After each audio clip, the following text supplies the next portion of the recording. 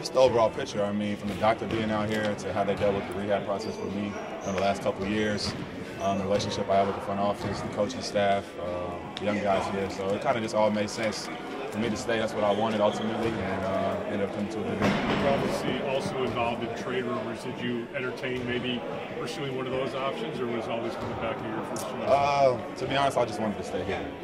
I'm in trade talks pretty much every year, so that's not a new thing for me.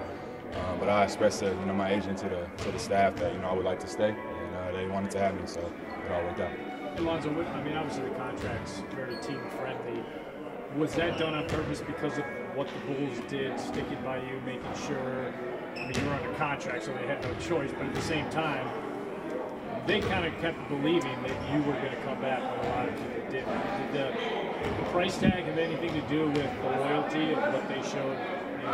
Yeah, for sure. Like I said, they've been with me, through the probably toughest journey in my life so far. So just trying to give back, man, and be loyal to me. And like I said, it's a mutual agreement. They wanted me here, I wanted to stay, so it wasn't too hard of a negotiation. Is loyalty important to you? Very. I've just been brought up like that, my whole life. Really big on family, and I feel like this is a family here, so I'm happy to be here. And then last thing for me, you sign here, and obviously they could always get off the deal next year because they do have the option, but at the same time, you sign knowing that this could be rough times. I mean, they could be in a transition where it becomes a pure rebuild. Are you okay with that at this point in your life, kind of just being a mentor and kind of being a bridge guy? Yeah, for sure. And I think we got some young guys here, that need some leadership and can be, great in the time being.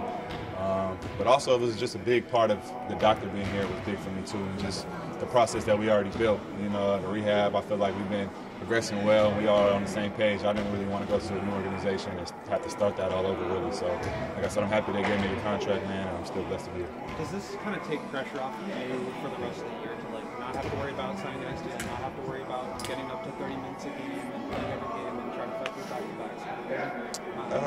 I mean, I try to play every game the same, just go out there and play hard and do what I can to win the game. So for me, it's not really going to change my mindset. I'm definitely thankful that we got the deal out the way in the summer. I don't have to really think about anything. But as far as playing, I'll play basketball the same way.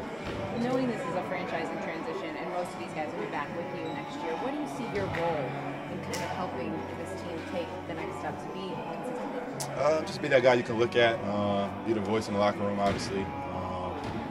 Just be a shoulder people can lean on and try to calm things down when I'm on the court. Bringing the ball up, getting everybody in position, just doing the little things really.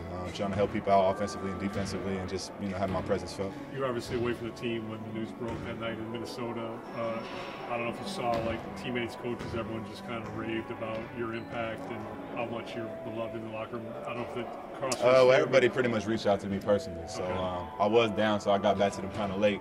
But like I said, it's good to see them again. Good to be back with them. Definitely better than watching from the room. But what do those sentiments mean to you to hear that? It means a lot. Like I said, it just feels like family over here.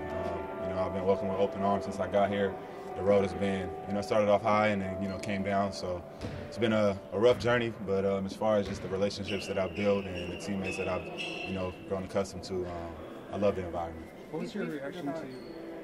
We've heard about kind of the leadership piece of what you bring to this team from the locker teammates. How do you feel like that's changed over the last 2 years that you've maybe been away from the basketball side of things? Just trying to talk more. I mean, usually I lead by example, but obviously if you're not playing, it's hard to do that. So just be an open book, tell guys and let guys know that you can come to me for anything. It's got to be about basketball, really. One of the older guys on the team, which is kind of crazy to say at 27, but like a vet, really, a mentor for them. And like I said, just keep things cool and cordial, man, and not really hold any grudges against nobody. Just, be cool, man, come in here, do your job, and just help the young guys out. What was your reaction to Zach being traded? I mean, you guys were super close, and obviously with him leaving, that kind of signals a little bit of a different direction here with the team. But what was kind of your reaction? I mean, it was tough. Zach's my guy. Obviously, I wish him the best. Hope he does, really good in Sacramento, especially being out there with DeMar. But as a human, when you lose a best friend like that, obviously it's going to hurt a little bit. But you got to move forward, and we'll still be in touch, throughout life. Lifelong friend that I've made, so everything's all good. Thank you, Zoe. Thank you, Zoe. Appreciate it.